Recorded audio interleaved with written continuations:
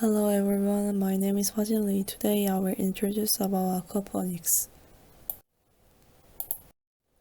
The contents are what is aquaponics, existing forms of growing plants and fish, operation principle, overseas application case, lastly precautions about aquaponics. What is aquaponics? Many definitions of aquaponics recognize the phonics part of this word for hydroponics, which is growing plants in water with a soilless media. Hydroponics is its own growing method with pros and cons. Literally speaking, aquaponics is putting fish to work. It just so happens that the work those fish do is the perfect fertilizer for growing plants.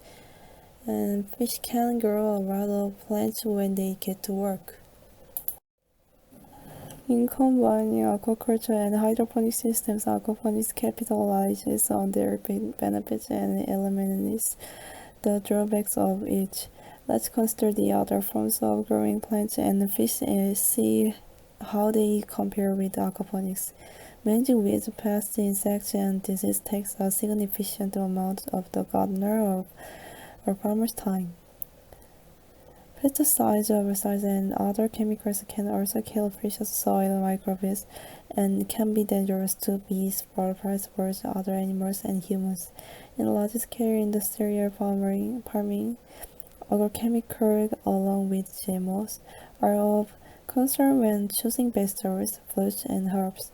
Soil can be very difficult to water correctly. Overwatering can result in flooding, evaporation, runoff, soil compaction, prevent air to get to the roots, and kill plants with saturation.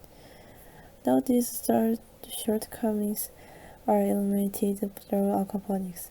Waist high aquaponic gardening eliminates this, which backstrand and small animal access to your garden. Aquaponics relies on the recycling of nutrient-rich water continuously. In aquaponics, there is no toxic runoff from either hydroponics or aquaculture. No harmful petrochemicals, pesticides, or herbicides can be used. It's a natural ecosystem. Next is traditional hydroponic. Traditional hydroponic systems rely on the careful application of expensive man-made nutrients made from mixing together a concoction of chemicals, salts, and trace elements. In aquaponics, you usually feed your fish inexpensive fish feed, food scraps, and food you grow yourself. Or in the hydroponic system needs to be discharged periodically as the salts and chemicals build up in the water, becoming toxic to the plant. This is both inconvenient and problematic as the disposal location of this wastewater needs to be carefully considered. In aquaponics, you do not need to replace your water. You only top it off as it evaporates. Next is recirculating aquaculture. The tank water becomes polluted with fishy effluent, giving off high concentrations of ammonia.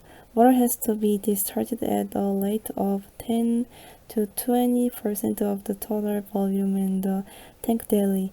These uses are a tremendous amount of water. Again, in an aquaponics system, you never need to discharge your water. This water is often pumped into open streams where it pollutes and destroys waterways. Because of this unhealthy environment, fish are prone to disease and are often treated with medicines, including antibiotics. Fish disease is rare in an aquaponics system. Next, operation principle of aquaponics. When you feed the fish in the tank, the fish eat and excrete. Ammonia occurs in this excrement. The ammonia travels out of the tank in a pump. The transferred ammonia is converted into nitrite by a bacteria called Nitrosomonas. in the primary biofilter. Nightlight go to the secondary filter. Nitrobacter is inhabiting the secondary biofilter. This nitrobacter oxidizes nitrite to nihilate, a fertilizer used by plants. This nihilate moves to the medium where the plant grows and is absorbed by the plant. The water that plants use and cleanly purify is returned to the fish tank. Already a world leader in alternative protein startups, Israel is now seeking to be a significant player in the new blue-tech space. Blue-tech includes aquaculture, the science of harvesting protein sources sustainably from water rather than land. The Agriculture Ministry is collaborating with the neighbors, including Egypt, in sustainable ventures to produce fish, algae, and other nutritious edibles. Despite the advantages of eco-friendly farming method, there are also precautions to be aware of in advance. In order to circulate water, continuous electricity supply is required. Large-scale fishery farms need to install additional generators to prevent the risk of power accidents, which can be burdensome in terms of cost. Various fish species can be farmed, but there is also disadvantages that fish species such as goldfish and catfish are limited because it has not been long since it started in Korea. For successful cultivation, not only knowledge of plants and fish, but also expertise in environmental conditions such as temperature and nutrients for growth must be learned.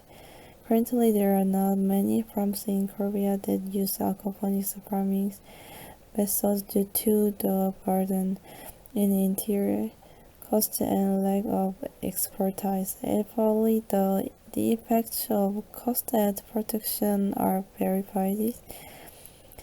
It will not be long before aquaponics will become popular. We look forward to tasting eco-friendly agricultural products grown as aquaponics at our table as soon as possible.